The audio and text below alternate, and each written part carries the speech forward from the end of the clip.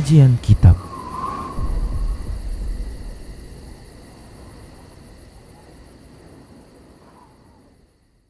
Bismillah, assalamualaikum warahmatullahi wabarakatuh.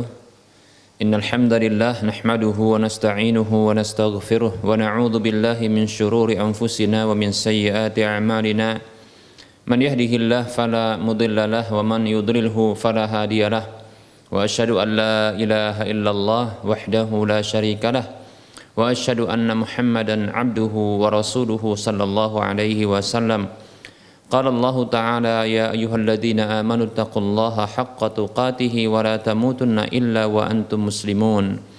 Ya ayyuhan nasu taqu rabbakumul ladzi khalaqakum min nafsin wahidah wa khalaqa minha zawjaha wa bassa minhuma rijalan katsiran wa nisaa'a. Wattaqullaha alladzi tasaaluna bihi wal arham innallaha kana 'alaikum raqiba. يا أيها الذين آمنوا اتقوا الله وقولوا قولا سديدا يصلح لكم أعمالكم ويغفر لكم ذنوبكم ومن يطع الله ورسوله فقد فاز فوزا عظيما أما بعد فإن أصدق الحديث كتاب الله وخير الهدى هدى رسول الله صلى الله عليه وسلم وشر الأمور محدثاتها وكل محدثة بدعة وكل بدعة ضلالة وكل ضلالة في النار. Para pemirsa Rosyad TV dan para pendengar Radio Medan Mengaji di mana saja Anda berada, rahimani wa rahimakumullah. Alhamdulillah, kita bersyukur kepada Allah Subhanahu wa taala yang masih memberikan berbagai kenikmatan kepada kita. Selawat dan salam tak lupa kita ucapkan untuk Nabi kita Muhammad sallallahu alaihi wasallam. Semoga Allah Subhanahu wa taala mengumpulkan kita bersama beliau dalam kebahagiaan kelak di akhirat sampai menuju surganya, surga Allah tabaraka wa ta'ala. Para muslim rahimani wa rahmakumullah, kita masih membahas tentang bahasan umum yaitu akidah tauhid, dan kita juga masih membahas tentang pembatal-pembatal tauhid, yaitu kesyirikan dengan satu syirik akbar, dengan derajat syirik akbar. Dan kita telah membahas pada bagian yang ketiga terjadinya kesyirikan dengan satu syirik akbar atau dengan derajat syirik akbar adalah asyirku fil uluhiyati, kesyirikan di dalam hak ibadah kepada Allah Subhanahu wa taala. Dan pada pertemuan yang lalu telah kita sebutkan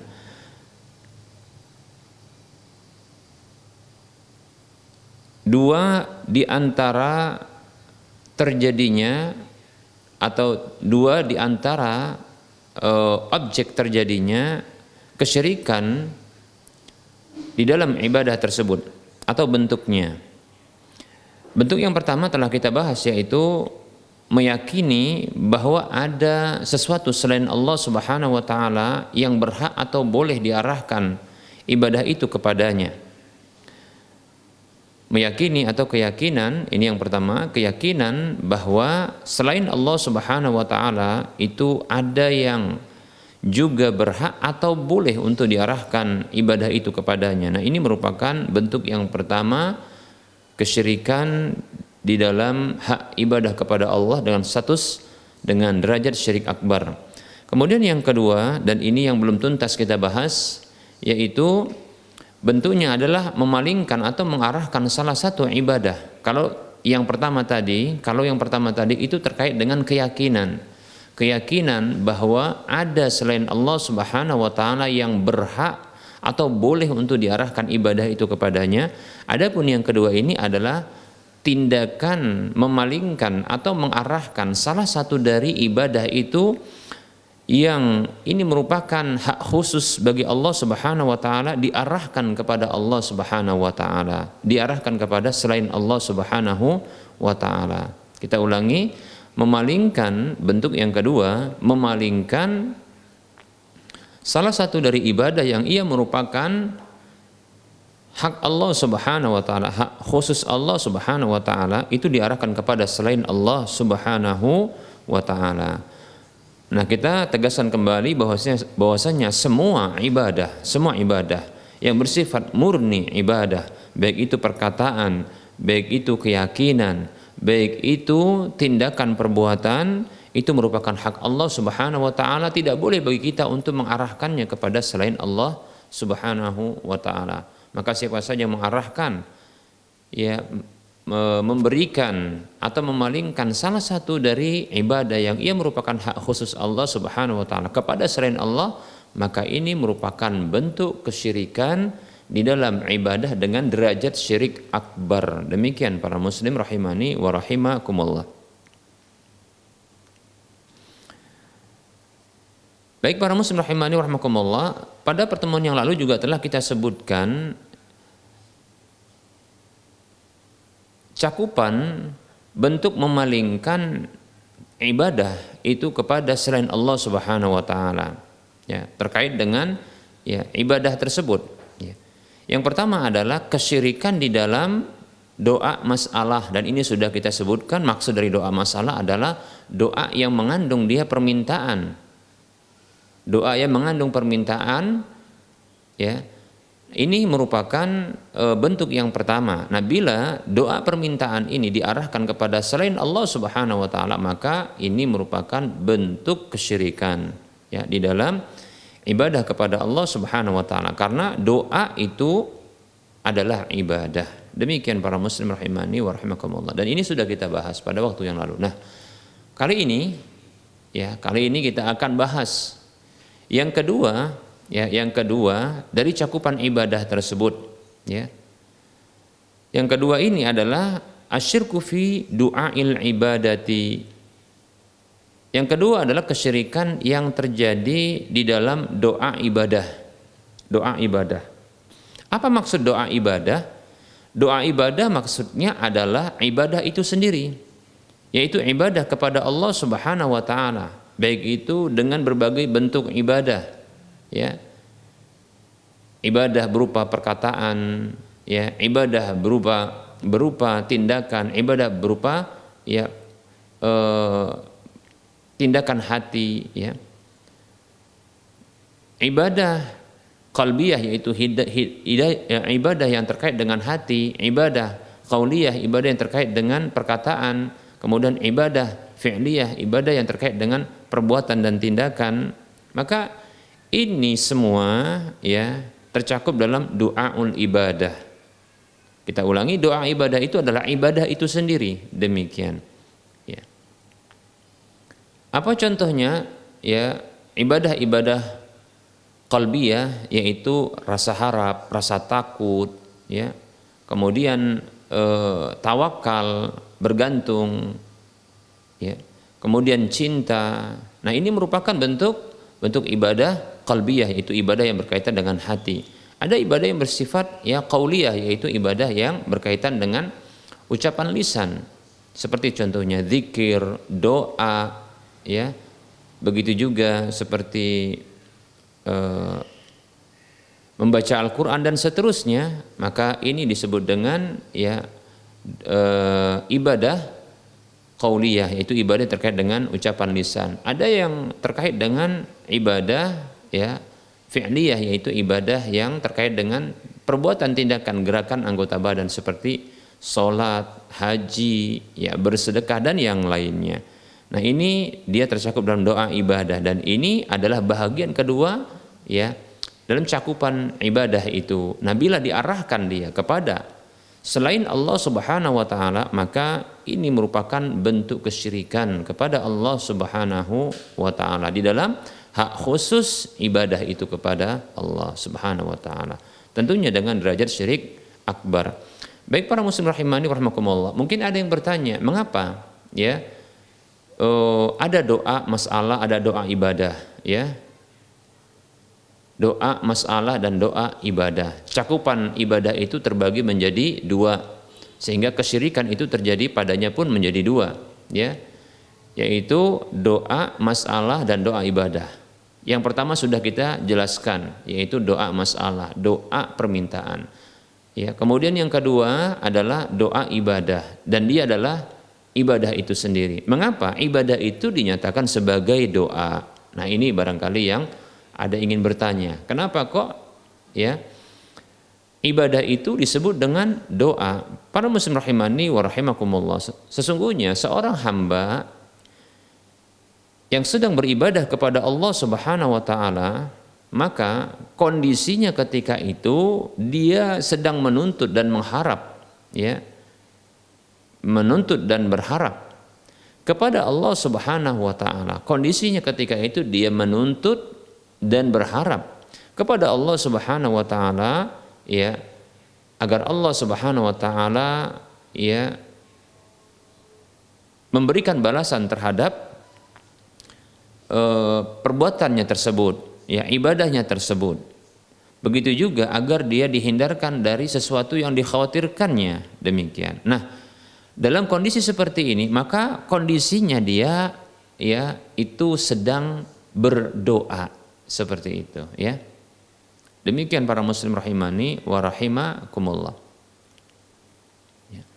Karena doa itu maknanya adalah dia tuntutan, ya, permintaan doa itu. Demikian. Kita ulangi, ya. Cakupan dari ibadah itu ada dua, disebut dengan doa masalah dan doa ibadah. Doa masalah sudah kita sebutkan, yaitu doa permintaan. Doa permintaan yaitu doa yang mengandung dia permintaan dengan lisan. Dan kata Nabi SAW, gini, inilah yang dia disebut dengan ad-du'a wal ibadah, kata Nabi SAW dalam riwayat, ya, Imam Ahmad dan yang lainnya. Doa itu adalah ibadah, dan ini sudah kita bahas, ya. Nah, yang kedua ini yang akan kita bahas dan yang sedang kita bahas adalah doaul mas'alah, doaul ibadah, doa ibadah. Ya. Apa itu doa ibadah? Ya, yaitu ibadah itu sendiri.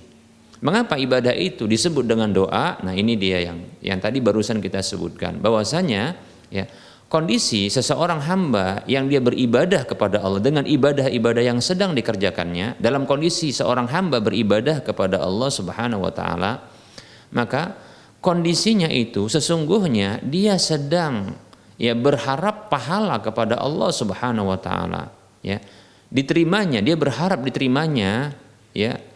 Walaupun lisannya tidak menyebutkannya, tapi dia berharap diterimanya amal ibadahnya tersebut. Kemudian dia berharap agar Allah memberikannya pahala dari sisinya. Demikian pula agar Allah Subhanahu wa taala menjauhkan dari apa saja yang dikhawatirkannya, ya. Seperti itu. Nah, oleh karenanya dalam kondisi seperti ini, ya, kondisinya itu dia sedang berdoa walaupun lisannya tidak menyebutkannya. Dalam kondisi dia berdoa, beribadah, dia seolah-olah dia berdoa karena ada harapan yang tak tersebutkan dalam lisannya, namun itu tampak pada, ya, tindakan dan perbuatannya, ya, di mana dia mengharapkan balasan kebaikan dari Allah Subhanahu wa taala dan dia mengkhawatirkan sesuatu yang mengancam dirinya, ya, agar dijauhkan oleh Allah Subhanahu wa taala hal tersebut. Baik para muslim rahimani wa rahimakumullah, ya. Baik, nah ini dia. Ya, ini dia. Dan tentunya doa ibadah yang itu adalah ibadah, ya, ibadah secara keseluruhan, ya, maka semuanya apabila diarahkan kepada salah satunya atau semuanya bila diarahkan kepada selain Allah Subhanahu wa taala, maka pelakunya jatuh ke dalam kesyirikan dengan status syirik akbar. Secara khusus itu dalam kesyirikan, ya, yang terkait dengan uluhiyah Allah, hak ibadah kepada Allah semata. Baik para muslim rahimani wa rahimakumullah, kita akan sebutkan contoh-contoh yang termasuk ke dalam, ya, kesyirikan dalam doa ibadah ini. Baik, yang pertama adalah, ya, syirik dalam niat, ya, syirik dalam niat seorang hamba. Syirik di dalam keinginan seorang hamba dan tujuan seorang hamba dengan, ya, amal-amal ibadah yang dilakukannya. Seorang hamba yang dia beramal, ya, dengan sebuah amalan atau beberapa amalan, ternyata ada niat, ada keinginan, ada tujuan yang ini diarahkan untuk selain Allah Subhanahu wa taala. yang dia tidak inginkan dapatkan keridhaan Allah Subhanahu wa taala, ya. Maka ya, ini merupakan bentuk kesyirikan. Ya, ini merupakan bentuk kesyirikan. Ya, kesyirikan ya di dalam doa ibadah. Kesyirikan dalam doa ibadah. Demikian, ya. Lebih khususnya kesyirikan terkait dengan niat, keinginan hati, ya. Begitu juga tujuan hati dari ibadah yang dilakukannya. Demikian. Baik, para muslim rahimani wa rahmakumullah, kesyirikan dengan model jenis seperti ini hanyalah ya muncul dan terdapat ya pada orang-orang yang memiliki kemunafikan, ya, dengan status ya kemunafikan yang besar. Dia menampakkan keislaman, dia menampakkan ketaatan, ya. Padahal hatinya tidaklah demikian, bahkan hatinya membenci, bahkan hatinya tidak menyukai, demikian, ya. Jadi syirik dalam niat, dia tampakkan dengan bentuk lahirnya adalah ibadah dan ketaatan kepada Allah, namun hatinya ya tidak demikian, ya. Hatinya tidak demikian, dia inginkan hal-hal yang lain. Nah, ini hanyalah muncul dari orang-orang munafik dengan status ya kemunafikan akbar, demikian, ya.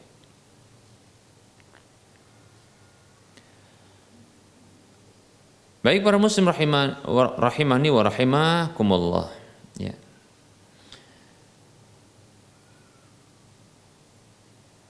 Orang seperti ini menampakkan dia seolah-olah dia beriman, seolah-olah dia taat kepada Allah, namun hatinya tidak demikian, ya. Tujuan hatinya, keinginan hatinya tidak demikian, niatnya tidak demikian, ya, seperti itu. Nah, ini sebagaimana Allah Subhanahu wa taala berfirman, ya, tentang mereka ini, itu tentang orang-orang munafik. Dalam surah Al-Baqarah ayat 14 Allah mengatakan, a'udzu billahi minasyaitonir rajim, wa idza laqul ladzina amanu qalu amanna. Apabila mereka itu, ya, orang-orang munafik itu, mereka bertemu dengan orang-orang beriman, mereka mengatakan kami ini beriman. Ya, orang beriman itu, orang-orang yang beriman akhirnya pun mempercayai mereka. Mengapa?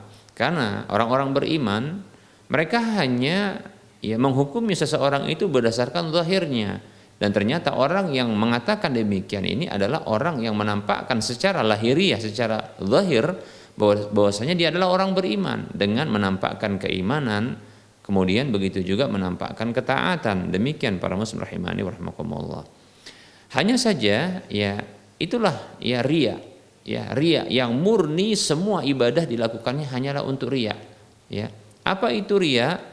Ya, tapi ini riya yang murni, ya, yang seluruh ibadah dilakukannya hanyalah untuk menampakkan itu kepada manusia saja. Apa itu riya? Ibnu Hajar Al-Asqalani rahimahullahu taala mengatakan tentang riya. Riya itu adalah izharul ibadati liqasdi ru'yatin nasi fayuhmada 'alaiha, ya. Riya itu adalah menampakkan ibadah dengan tujuan agar dilihat oleh manusia lalu dia dipuji karenanya. Demikian, itulah riya, ya. Itulah riya. Nah, orang munafik mereka ini menampakkan ibadah-ibadah tersebut dengan tujuan agar orang-orang melihat mereka dan melihat ibadah mereka, lalu dia, orang-orang tersebut atau orang munafik tersebut, dia dinyatakan dipuji sebagai orang yang memang sedang beribadah.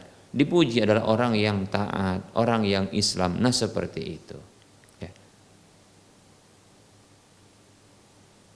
Allah Subhanahu wa taala ya dalam surah An-Nisa ayat 142 menyebutkan tentang salah satu syiar Islam, syiar dalam agama Islam, bentuk ibadah yang ini memang harus ditampakkan, ya.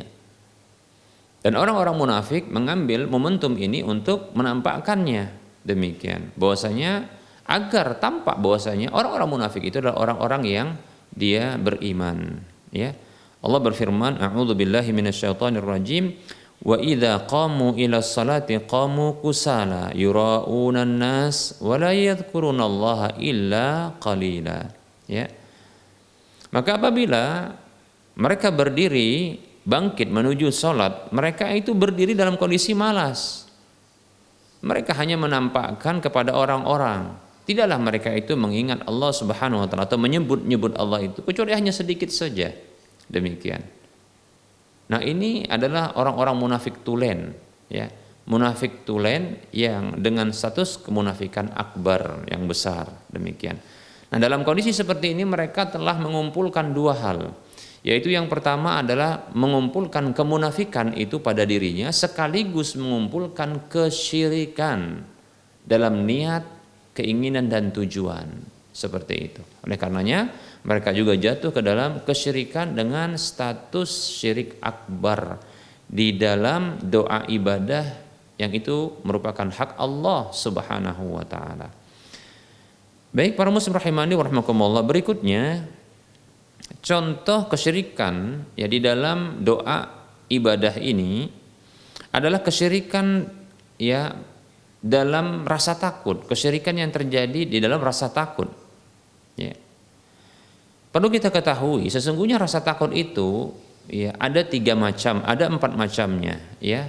Ada 4 macamnya. Rasa takut itu ada 4 macamnya dan ini pernah kita sampaikan ya. Yang pertama adalah rasa takut kepada Allah Subhanahu wa taala. Ya, rasa takut kepada Allah Subhanahu wa taala. Yang ini disebut dengan khaufus sir ya, yaitu rasa takut ya yang bersifat rahasia. Ya. Yaitu rasa takut yang diiringi dengan kecintaan dan pengagungan serta ya merendahkan diri di hadapan Allah Subhanahu wa taala. Ini merupakan rasa takut yang wajib. Yang dia merupakan salah satu dari asal atau pokok dari ibadah tersebut. Ya, dan ini pernah kita sampaikan bahwasanya sebuah ibadah itu harus memiliki ya rukunnya. Ibadah itu ya ada rukunnya, ada asalnya, ya. Di antaranya kita sudah sebutkan, yaitu di antaranya adalah cinta. Kemudian yang kedua adalah harap, yang ketiga adalah takut. Demikian. Dan rasa takut ini para muslim rahimani wa rahmakumullah ya. Yang rasa takut kepada Allah Subhanahu wa taala ini merupakan salah satu dari ya rukun ibadah tersebut ya. Harus dimiliki oleh seorang hamba yang sedang beribadah kepada Allah Subhanahu wa taala. Baik para muslim rahimani wa rahimakumullah. Nah, tentunya rasa takut seperti ini, ya rasa takut yang sifatnya tersembunyi rahasia ini yang ada muatan ya kecintaan, ada muatan pengagungan, ada muatan menghinakan diri, ya ini hanyalah milik Allah, hanyalah ditujukan kepada Allah, tidak boleh kepada selain Allah Subhanahu wa taala. Apabila ditujukan kepada selain Allah maka ini merupakan ya syirik demikian dalam ketakutan ya dalam rasa takut demikian.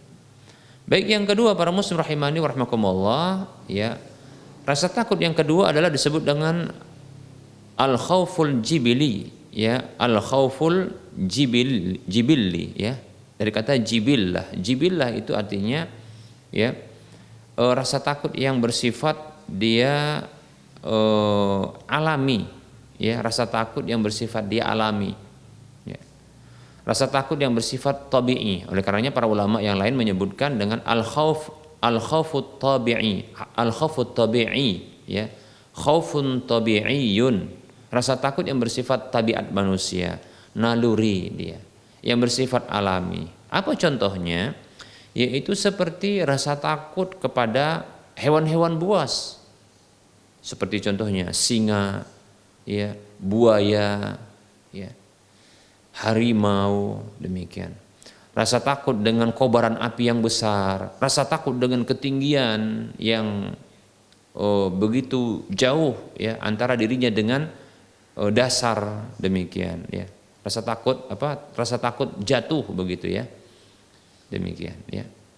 Rasa takut tenggelam, rasa takut terhadap musuh, demikian. Maka ini ya rasa takut yang alami, rasa takut yang bersifat tabiat manusia. Maka rasa takut seperti ini bila didapatkan pada diri seorang hamba karena didapatkan pula sebabnya, maka rasa takut seperti ini ya adalah satu yang alami dan dibolehkan. Tidak ada kesyirikan di dalamnya, demikian. Bahkan Nabi Musa alaihissalam yang beliau adalah orang yang paling kuat di zamannya, ya. Barangkali kita katakan paling kuat di zamannya karena memang luar biasa, ya.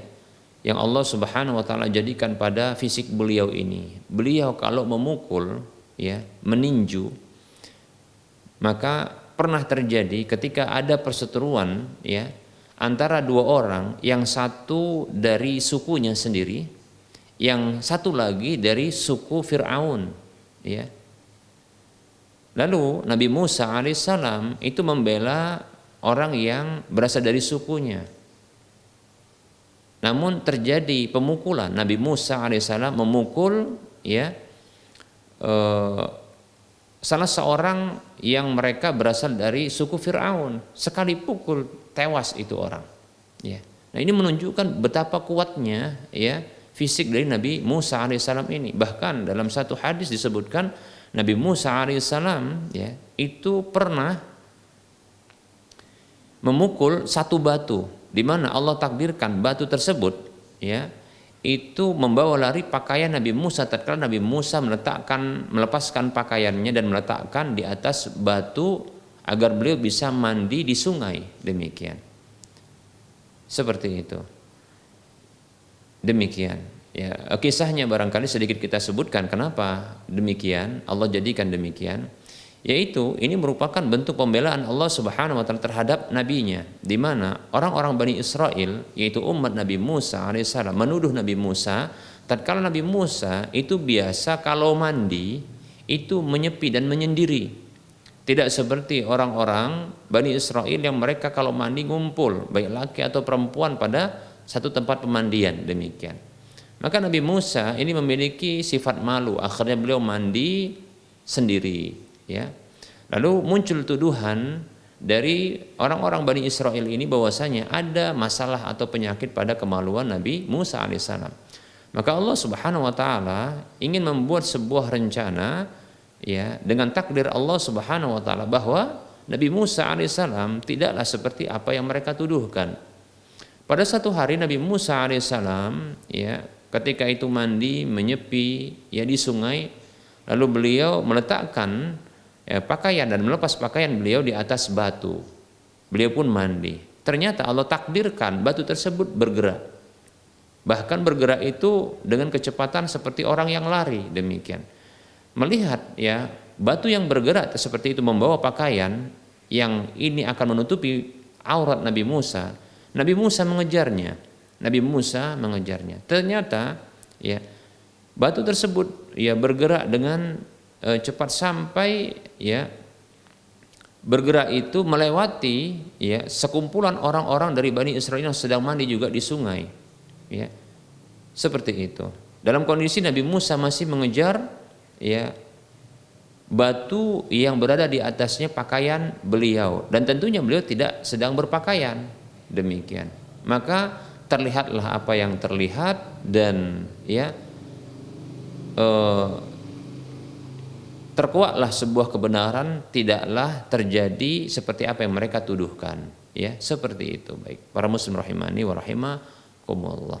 Nah, setelah Nabi Musa alaihissalam, ya, mendapatkan pakaian karena telah menangkap batu tersebut, maka Nabi Musa, ya, marah lalu memukul batu tersebut sehingga batu itu berbekas. Demikian. Ya, saking kuatnya Nabi Musa alaihissalam. Namun ternyata Nabi Musa pernah mengalami rasa takut. Nah, ini dia, ya. Rasa takut yang bersifat tabi'i, ya. Yaitu kisahnya setelah Nabi Musa tadi memukul, ya, orang yang berseteru dengan salah satu dari suku atau kabilah Nabi Musa alaihissalam, itu Bani Israel. Demikian. Ketika Nabi Musa membela salah seorang yang berasal dari sukunya, ya, lalu memukul lawannya, yaitu suku dari Fir'aun, lalu matilah orang tersebut, ternyata Nabi Musa termasuk orang yang dicari oleh pihak kerajaan Fir'aun. Demikian. Maka Nabi Musa pun melarikan diri. Allah Subhanahu wa taala ya menceritakan hal ini dalam surah Al-Qasas ayat 21. A'udzu billahi minasyaitonir rajim. Fa kharaja minha khaifan yataraqqabu. Maka keluarlah Nabi Musa alaihissalam dari kota tersebut. Khaifan, dalam kondisi beliau itu mengalami rasa takut. Khaifan, mengalami rasa takut. Ya. Yataraqqabu, sembari beliau itu menanti-nanti, mengawasi, ya, mengawasi. Seperti kalau mungkin bahasa kita itu mengintai ke kanan dan ke kiri, seperti itu. Ya.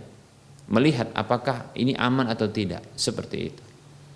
Ini Allah mengisahkan tentang Nabi Musa yang begitu kekarnya, ya, kuatnya beliau ini, ternyata beliau mengalami rasa takut. Demikian para muslim rahimani wa rahimakumullah. Nah, rasa takut seperti ini, rasa takut yang bersifat tabiat manusia, alami yang dimiliki oleh manusia. Demikian para muslim rahimani wa rahimakumullah. Bukanlah dia kesyirikan.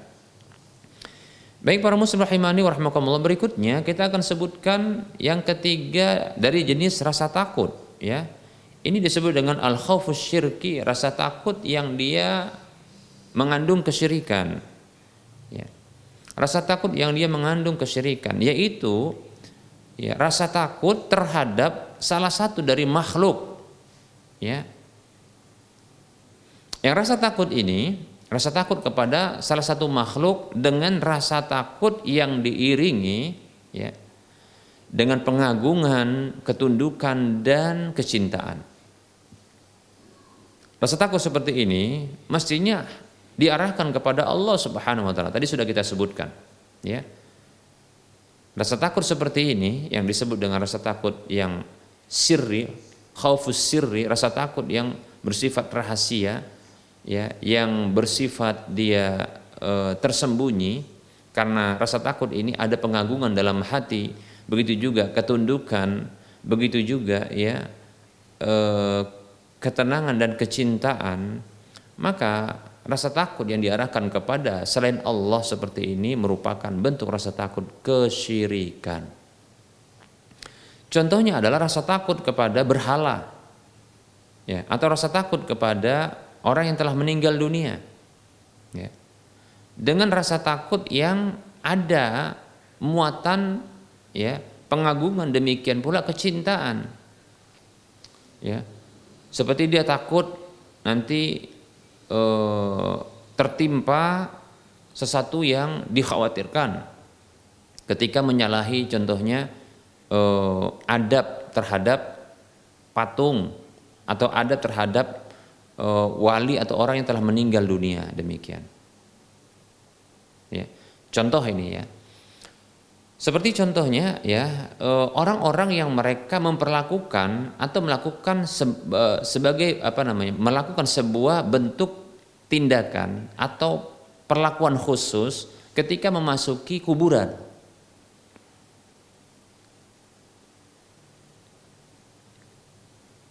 Yang contohnya kuburan, di sana di kuburan tersebut ada kuncinya, juru kuncinya, yang mengajarkan kalau masuk kuburan ini maka harus contohnya dengan, ya, berjalan sembari merangkak, demikian, merangkak. Demikian pula tidak boleh contohnya mengarahkan pandangan ke atas, begitu, ya, contoh ini, ya.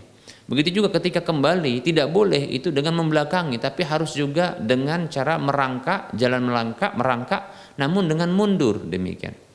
Nah, kemudian kalau disalahi adab seperti ini maka akan terjadi sesuatu yang tidak diinginkan, seperti contohnya kesialan, kemalangan dan seterusnya, ya. Maka yang seperti ini merupakan bentuk rasa takut yang syirik. Rasa takut yang syirik. Demikian. Mengapa? Karena ada bentuk pengagungan, ya.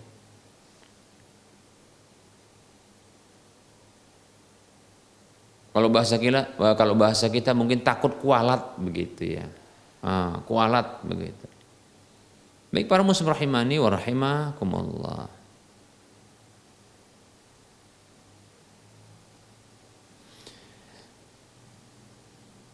Begitu juga contohnya kalau rasa takut kepada berhala tertentu, ya, patung, berhala, ya,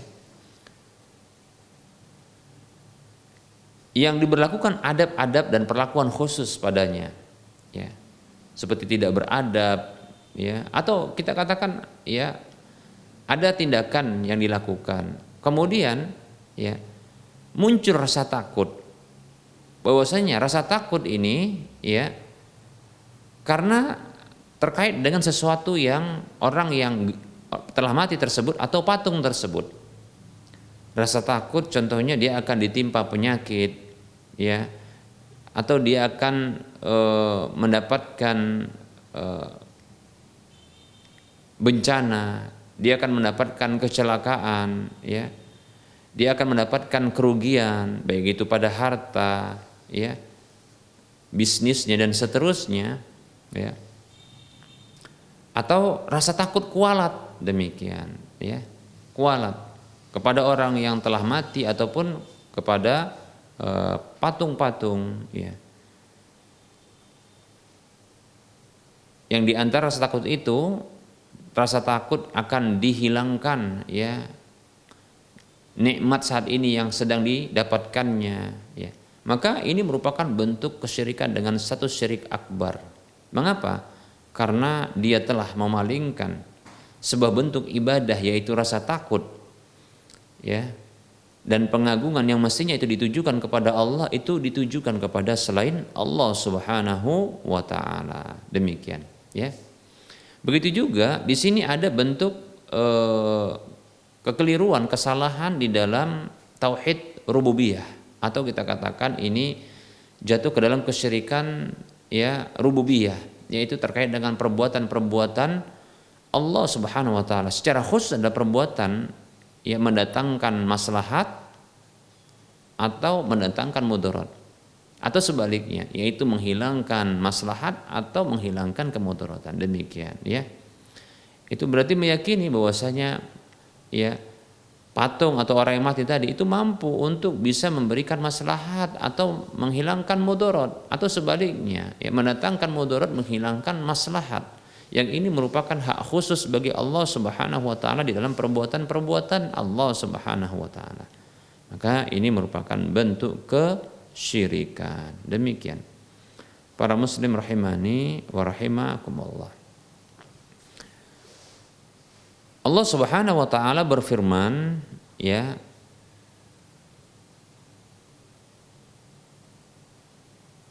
di dalam firman-Nya terkait dengan rasa takut yang mestinya ini diarahkan kepada Allah Subhanahu wa taala, bukan diarahkan kepada selain Allah Subhanahu wa taala. Allah Subhanahu wa taala berfirman, ya, fala takhafuhum wa khafuni in kuntum mu'minin. Allah Subhanahu wa taala berfirman, ya, janganlah kalian takut kepada mereka, namun takutlah kepada Aku jikalau kalian benar-benar beriman. Ya. Allah Subhanahu wa taala, ya, berfirman, ya, di dalam surah Ali Imran ayat 175, ya. Innama dzalikumus syaitanu yukhawwifu awliya'ah fala takhafuhum wa khafuni in kuntum mu'minin.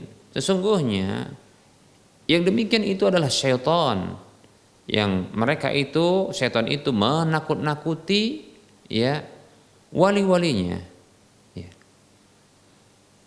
Maka janganlah kalian takut kepada mereka, namun takutlah kepadaku jikalau kalian benar-benar beriman. Surah Ali Imran ayat 175.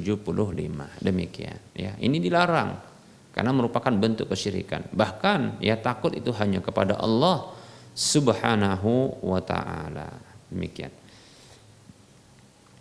Begitu juga Allah Subhanahu wa taala berfirman di dalam surah At-Taubah ayat 18. Allah mengatakan, a'udzubillahi minasyaitonir rajim. Innama ya'muru masajidallahi man amana billahi wal yaumil akhir wa aqama as-salata wa ata az-zakata wa lam yakhsha illa Allah fa'asa ulaika ay yakunu minal muhtadin. Sesungguhnya yang memakmurkan masjid-masjid Allah itu hanyalah orang-orang yang beriman kepada Allah dan hari akhir, yang mereka mendirikan sholat dan mereka menunaikan zakat dan tidaklah takut kecuali hanya kepada Allah. Mudah-mudahan mereka itulah termasuk orang-orang yang mendapat petunjuk. Demikian. Ibnu Battah,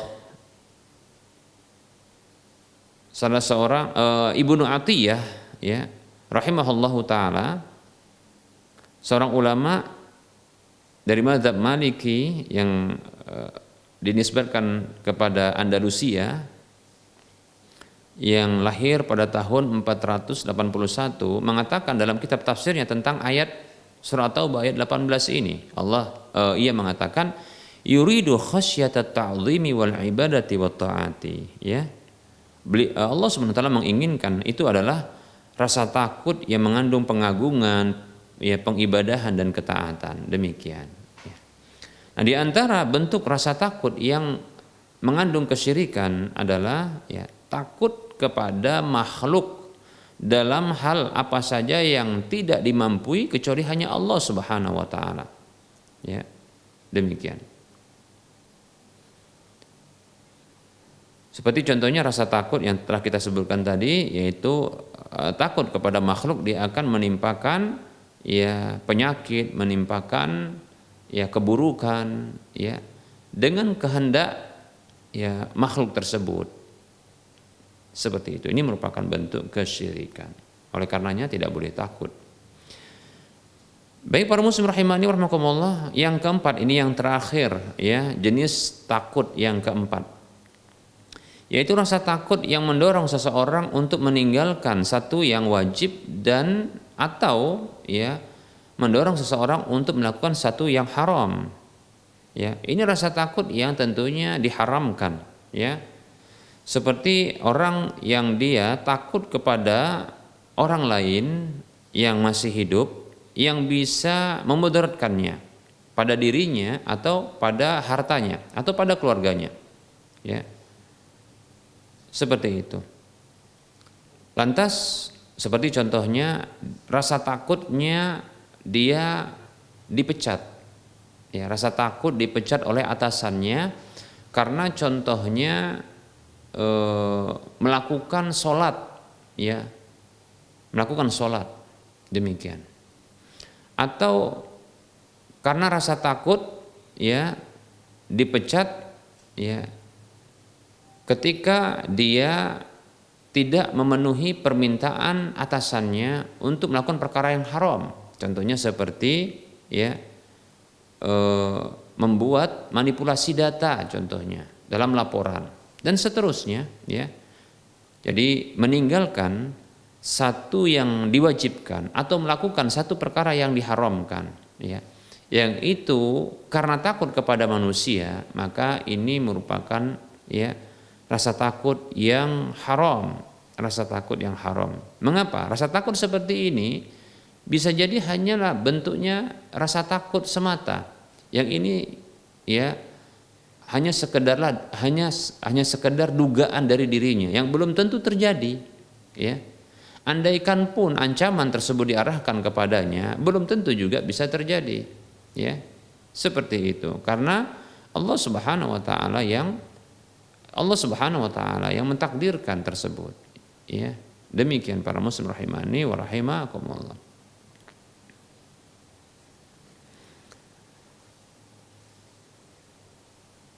Nah, bisa jadi juga rasa takut ini bisa mungkin muncul, ya, terjadi, namun tetap saja bagi kita tidak boleh untuk melakukan satu yang haram, ya, dengan cara meninggalkan satu yang wajib dan atau melakukan satu yang dilarang. Demikian para muslim rahimani wa rahimakumullah. Dalam surah Al-Imran ayat 175 tadi sudah kita sebutkan, Allah berfirman, a'udzubillahi minasyaitonir rajim, ya, innama dzalikumus syaitanu yukhawwifu awliya'ah fala takhafuhum wa khafuni in kuntum mu'minin. Sesungguhnya itulah syaitan yang menakut-nakuti wali-walinya, maka janganlah kalian takut kepada mereka, namun takutlah kepadaku jikalau kalian, ya, beriman. Demikian. Demikian pula ada hadis Nabi Shallallahu Alaihi Wasallam, beliau bersabda, la yamna'anna ahadakum makhafatun nasi an yatakallama bil haqqi idza ra'ahu au alimahu. Janganlah sampai ada salah seorang di antara kalian tertahan, ya, karena rasa takut kepada manusia untuk berbicara, ya, mengatakan kebenaran atau tatkala dia melihatnya atau dia tatkala dia mengetahuinya. Ya, kata Nabi SAW, janganlah rasa takut kepada manusia itu menghalangi salah seorang di antara kalian untuk mengucapkan kebenaran apabila dia melihat kebenaran itu atau dia mengetahui kebenaran itu. Demikian. Baik para muslim rahimani warahmatullah. Nah, ini penjelasan tentang rasa takut, ya, yang ia merupakan, ya, rasa takut yang dengan bahagian, ada 4 bagian yang sudah kita bahas tadi, ya, yang di dalam pembagian tersebut ada rasa takut yang merupakan bentuk kesyirikan dengan status syirik akbar. Demikian. Dan ini termasuk ke dalam pembahasan doa ibadah yang tidak boleh diarahkan kepada selain Allah Subhanahu wa taala. Demikian. Karena itu adalah hak Allah Subhanahu wa taala. Bila diarahkan kepada selain Allah, maka terjadilah kesyirikan dengan status syirik akbar di dalam, ya, hak ibadah kepada Allah Subhanahu wa taala. Baik para muslim rahimani wa rahimakumullah, kita akan cukupkan terlebih dahulu pembahasan materi, ya, materinya. Kita akan masuki sesi soal jawab. Ada pertanyaan?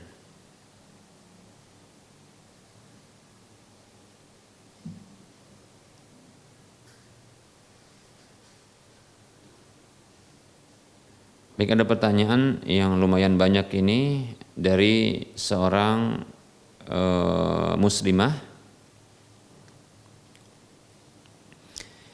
Bismillah, mau tanya Ustadz, ketika wudhu menggunakan gayung, apakah boleh memasukkan tangan ke dalam gayung? Kemudian saat sholat di rumah bagi wanita, apakah harus iqamah terlebih dahulu? Dan misal sholat subuh pada pukul 4.30, berarti ini bukan sekitar Medan ini, kalau tidak salah mungkin ini di Jawa, ya, di Pulau Jawa sepertinya ini. Namun kita baru bisa sholat, ya, di pukul jam 4:45 atau paling telatnya jam 5, ya. Apakah masih boleh atau masih, ya, didapatkan qabliyah subuh? Syukran wa jazakallahu khairan. Afwan wa anta fajaza afwan wa anti fajazakillahu khairan. Demikian. Baik, karena yang bertanya ini muslimah.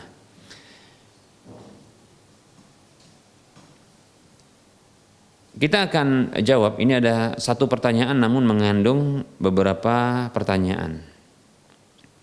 Baik, terkait dengan memasukkan, ya, tangan ke dalam gayung ketika berwudu, ya, ketika berwudu.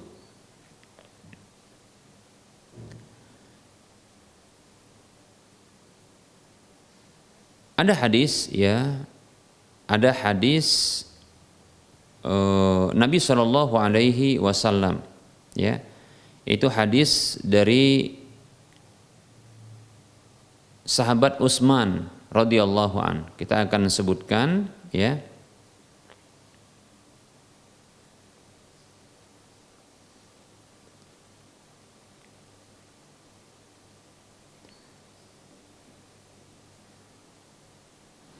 Hadisnya ini diriwayatkan oleh Imam Bukhari.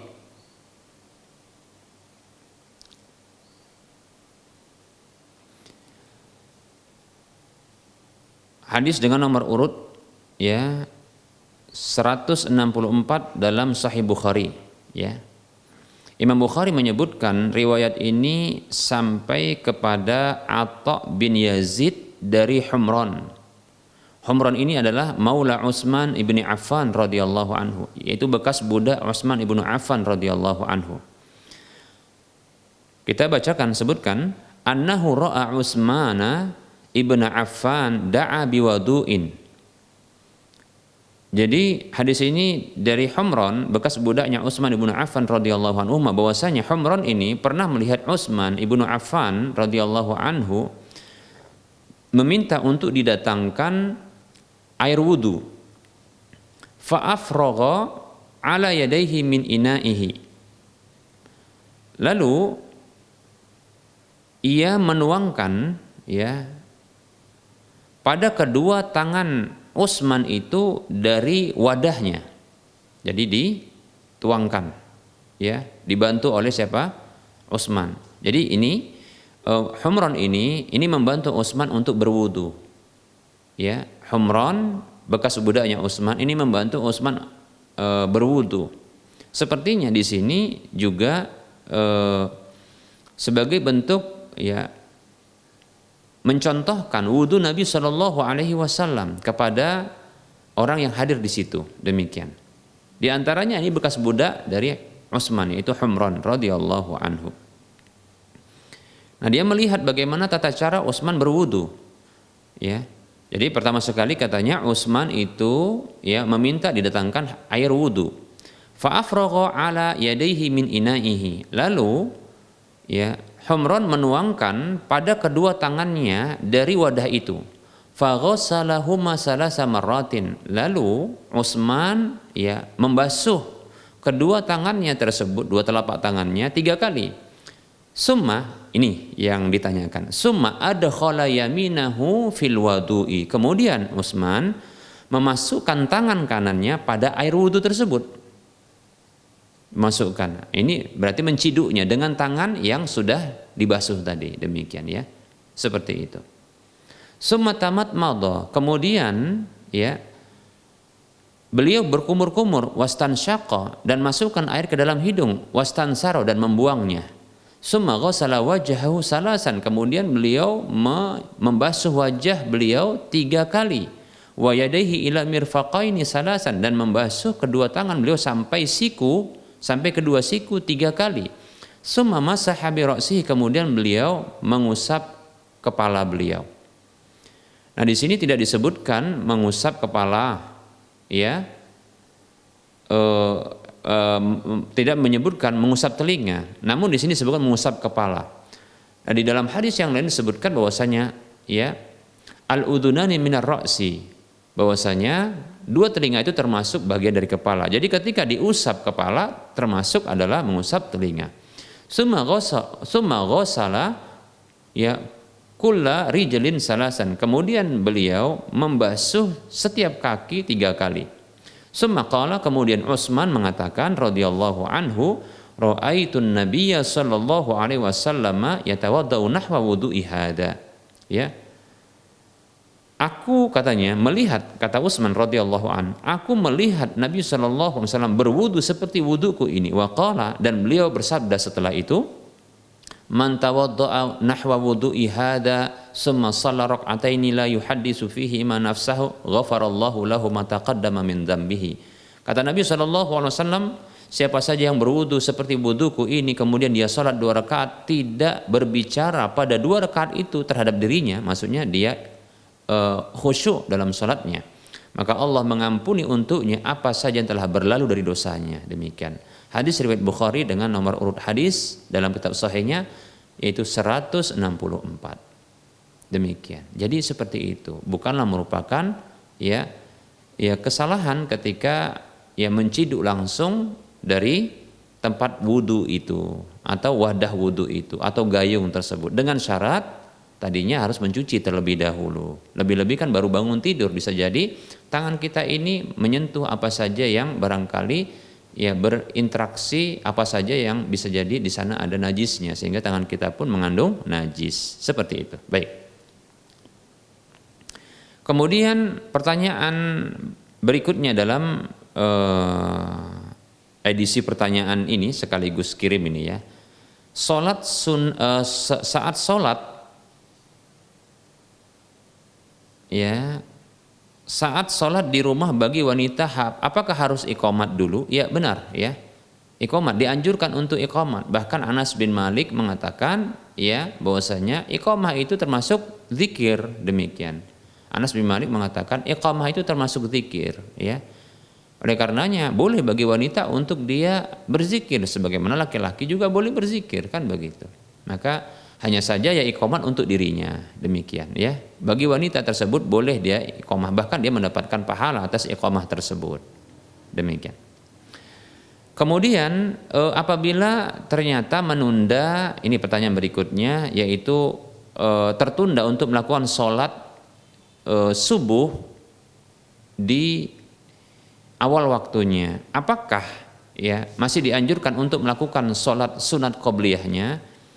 Baik para muslim rahimani wa rahimakumullah, bahkan kita katakan ada hadis Nabi SAW atau ada hadis ya yang menceritakan di mana Nabi SAW dalam sebuah perjalanan ya, dalam sebuah perjalanan Nabi SAW ini pernah ya melakukan sholat subuh itu setelah terbit matahari karena kelelahan, dan itu karena telat bangun. Jadi dalam satu hadis tersebut disebutkan ya, satu hari Nabi SAW itu bersafar bersama para sahabat beliau ya. Kemudian beliau menghentikan kafilah safar itu ketika dalam kondisi ya malam dan ingin beristirahat. Lalu Nabi SAW memerintahkan kafilah untuk berhenti dan menunjuk salah seorang sahabat, kalau tidak salah adalah Bilal, untuk berjaga agar bisa nantinya untuk ya azan lalu membangunkan ya seluruh jamaah yang ikut dalam kafilah tersebut, demikian. Namun ternyata Allah takdirkan setelah ya Rasulullah dan para sahabat yang lainnya itu beristirahat, tertidur ya, ternyata Bilal juga Allah takdirkan tertidur, demikian, sehingga tidak ada yang bangun ketika itu kecuali Nabi SAW lebih cepat. Yang paling cepat adalah Nabi SAW, bahkan ketika itu terbangun karena ya ada terpaan cahaya matahari ya yang menerpa wajah beliau. Ketika itu matahari bahkan telah terbit, dan ini wajar tentunya, dan Allah jadikan ini sebagai hal yang terjadi bagi Nabi SAW untuk menunjukkan sifat manusiawi beliau, sekaligus sebagai bentuk ya teladan dalam kondisi ya seseorang itu terluputkan waktu sholat ya, terluputkan waktu sholat, maka tetap wajib untuk diqadha, demikian. Nabi SAW tatkala bangun ya, maka ketika itu tentunya para sahabat yang lain pun turut bangun ya. Lalu Nabi SAW perintahkan Bilal untuk azan ketika itu. Perintahkan Bilal untuk azan. Demikian. Nah, dikarenakan Nabi SAW ya tertidur juga, lalu beliau menyatakan bahwa ya wilayah tersebut ini wilayah yang banyak setannya, sampai-sampai Nabi SAW dan para sahabat ini bisa terluputkan waktu sholat dengan cara tertidur. Maka Rasulullah memerintahkan kepada para sahabat untuk bergerak, berpindah dari tempat tersebut menuju tempat yang lain setelah adzan itu. Lantas Nabi SAW melakukan sholat di tempat yang kedua ya, yang bergerak atau berpindah ya tidak jauh dari situ, demikian ya. Dan Rasulullah melakukan sholat sunat terlebih dahulu, baru setelah itu sholat fardu subuh, demikian ya. Hadisnya sahih dan ini masyhur ya, masyhur. Demikian. Baik, ini juga ada pertanyaan ini. Bismillah, ini ada titipan pertanyaan. Bagaimana hukumnya istri membantu suami dalam mencari nafkah, tapi suami tidak menghargai bahkan menyepelekan usaha istri? Padahal istri sudah pontang-panting, istri merasa sakit hati. Baik para muslim rahimani warahmatullah, sesungguhnya tidak ada kewajiban bagi seorang istri ya untuk mencari nafkah. Ya, tidak ada kewajiban bagi seorang istri untuk mencari nafkah ya keluarganya. Tidak ada kewajiban bagi seorang istri untuk mencari nafkah ya bagi keluarganya. Kewajiban untuk memberikan nafkah adalah di tangan suami. Ya. Kata Allah Subhanahu wa taala, liyunfiq dzu sa'atin min sa'atihi fa in qudira 'alaihi ya rizquhu falyunfiq mimma atahu Allah. Demikian ya. Maka hendaklah orang yang ya memiliki kelapangan, dzu sa'atin di sini adalah laki-laki ya. Itu suami yang memiliki kelapangan itu hendaklah dia memberikan atau menafkahi, ya memberikan nafkah dari kelapangannya.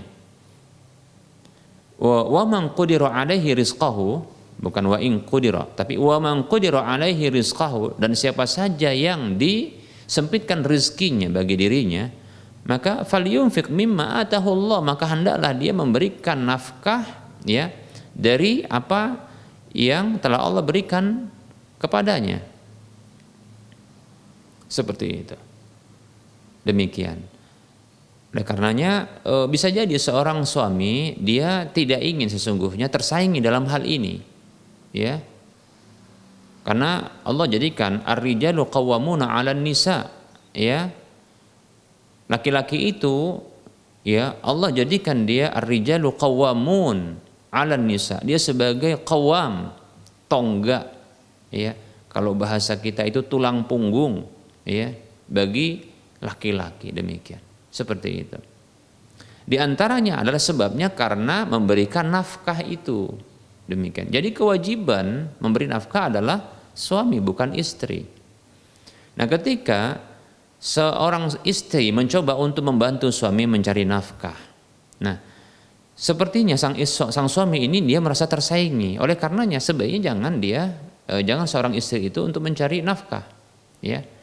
Sibukkan diri dengan apa? Ya mengurusi rumah tangga, keluarga, harta suami, anak-anak, itu sudah cukup. Demikian, ya. Lebih-lebih ternyata mendapatkan ya sikap balik yang ternyata membuat sakit hati. Ya. Ingat ya, karena yang bertanya ini adalah seorang istri, kan begitu. Maka saya nasihatkan kepada istri tersebut. Ya, andaikan seandainya saya ditanya oleh seorang suami yang contohnya dia menyepelekan usaha istrinya, maka saya akan berikan nasihat kepada suami tersebut untuk dia apa? Untuk dia menghargai istri tersebut, kebaikannya. Tentu seperti itu, ya. Namun karena yang bertanya ini, walaupun nitip pertanyaan kepada orang lain, ini bertanya seorang wanita, maka nasihat itu tertuju kepada wanita itu. Ya. Apa itu? Ya. Untuk apa kita membantu usaha suami atau membantu mencari rezeki, nafkah suami? Yang itu merupakan kewajibannya. Namun ternyata kita disepelekan. Untuk apa? Lebih baik kita mengurusi kewajiban kita. Apa itu? Urusan rumah tangga. Ya, mendidik anak, demikian. Seperti itu. Insyaallah taala rezeki itu akan mengalir dari suami, insyaallah taala. Demikian. Ya. Oleh karenanya sudah sibukkan saja diri untuk apa? Mengurusi anak. Ya. Harta suami dijaga, rumah itu dijaga, dan demikian. Adapun masalah nafkah itu urusan suami. Bila contohnya butuh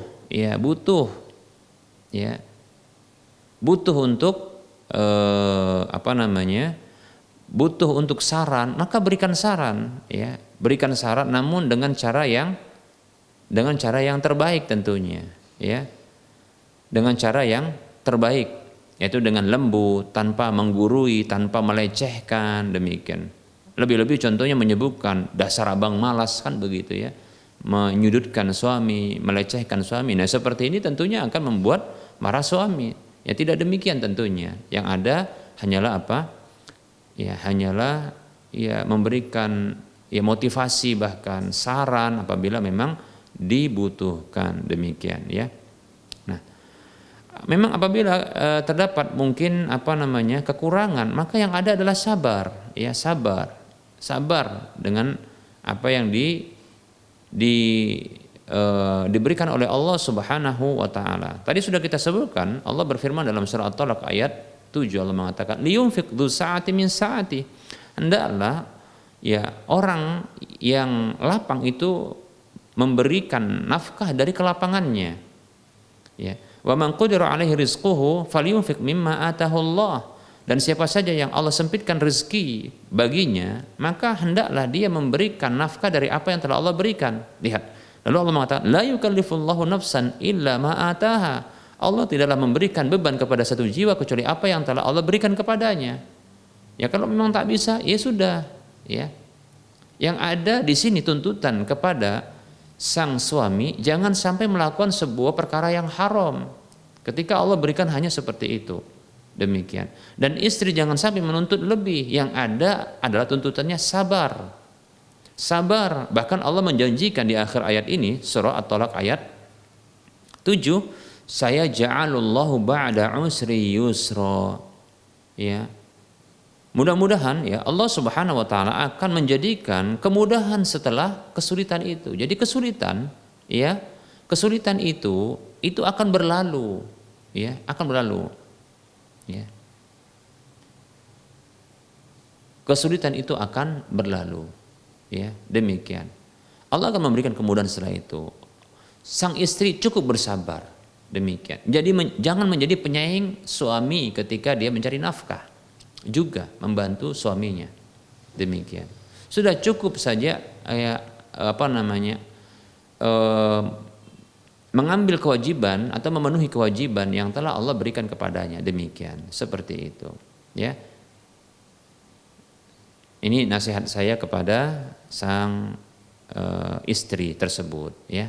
Bersabar dengan apa yang Allah berikan lewat sang suami. Demikian. Insya Allah itu cuma sebentar, ya. Insya Allah sebentar.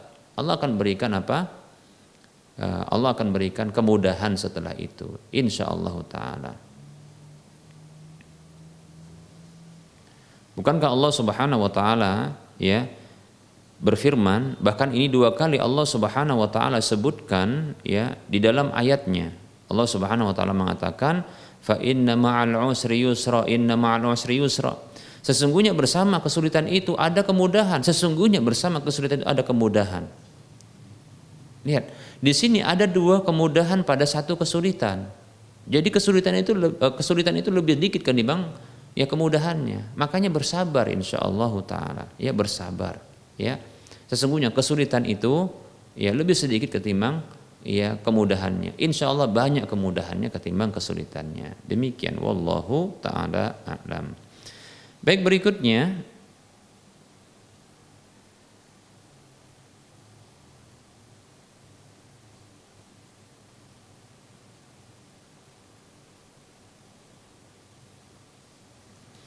mau tanya Ustadz, jika sudah jatuh talak bain tapi istri masih menyusui, anak usia 9 bulan, apakah istri dapat nafkah selama menyusui?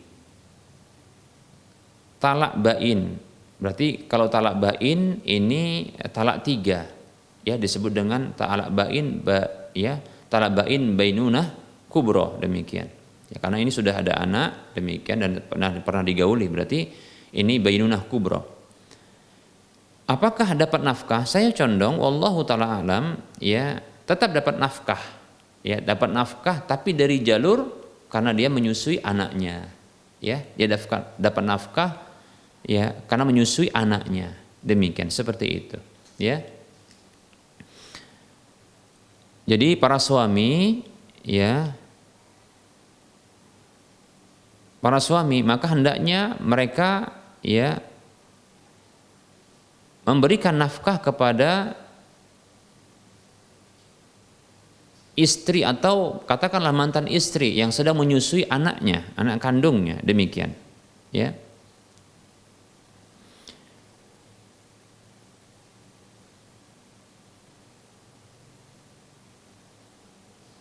Perhatikan, Allah Subhanahu wa taala berfirman di dalam surah Al-Baqarah ayat 233. Allah berfirman dalam surah ya Al-Baqarah ayat 233. A'udzu billahi minasyaitonir rajim.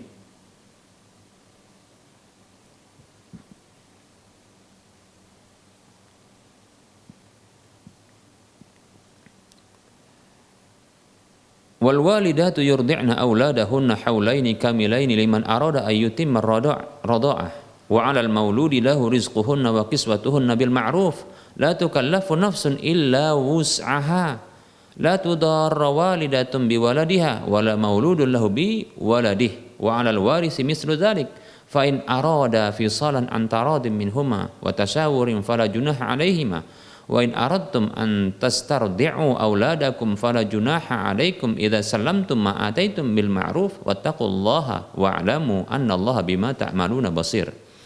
Allah berfirman dalam surah Al-Baqarah 233, dan para ibu hendaklah mereka menyusui anak-anak mereka selama 2 tahun penuh bagi sang ayah yang ingin menyusui atau yang ingin menyempurnakan susuan tersebut, ya. Dan kewajiban bagi ayah untuk menanggung nafkah dan pakaian mereka dengan cara yang ma'ruf. Yaitu siapa? Yaitu sang istri tersebut, ditanggung nafkahnya. Ya, demikian. Kata Allah tadi, wa 'alal mauludi lahu, bagi sang ayah yang lahir anak itu untuk dia, rizquhunna, memberikan rizki kepada istrinya, wa kiswatuhunna, dan memberikan pakaian bil ma'ruf, dengan cara yang ma'ruf, begitu. Ya, demikian. La tukallafu nafsun illa wus'aha, ya. Seseorang itu tidaklah dibebani lebih dari kesanggupannya. Janganlah ada seorang ibu yang dia menderita karena anaknya, jangan pula ada seorang ayah yang menderita karena anaknya.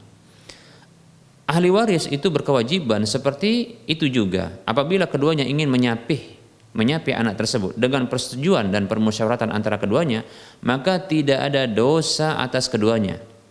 Dan jika kalian ingin menyusukan anak kalian kepada orang lain, maka tidak ada dosa bagimu memberikan pembayaran dengan cara yang ma'ruf kepada orang lain saja. Ini ada pembayarannya, ya. Bagaimana dengan istri, ya, istri yang sudah ditalak bainunah kubro tersebut, ya, tentunya lebih layak untuk mendapatkan apa? Ya, pembayaran tersebut, demikian. Bahkan Allah memerintahkan kepada para suami atau ayah bagi anak tersebut untuk bertakwa, wattaqullah, bertakwalah kepada Allah, ya. Dan ketahui bahwa Allah itu Maha melihat apa yang kamu kerjakan, demikian, ya. Jadi berhak seorang istri mendapatkan nafkah walaupun dia ditalak dengan talak bain ketika dia menyusui anak dari sang suaminya tersebut. Wallahu ta'ala a'lam. Tapi dengan cara yang ma'ruf, ya, dengan cara yang ma'ruf, yang sepantasnya, maksudnya itu yang ma'ruf, ya. Wallahu ta'ala a'lam. Kita cukupkan karena waktu sudah mendekati masuknya waktu sholat zuhur, ya, untuk wilayah Medan dan sekitarnya. Mohon maaf atas segala kekurangan dan kesalahan serta kekeliruan. Kebenaran itu datang dari Allah Subhanahu wa taala. Kesalahan datang dari saya pribadi dan bisikan syaitan. Kepada Allah saya mohon ampun, kepada para pemirsa dan para hadirin sekalian, para pendengar sekalian saya mohon maaf. Wassallallahu ala Muhammad wa ala alihi wa ashabihi ajma'in.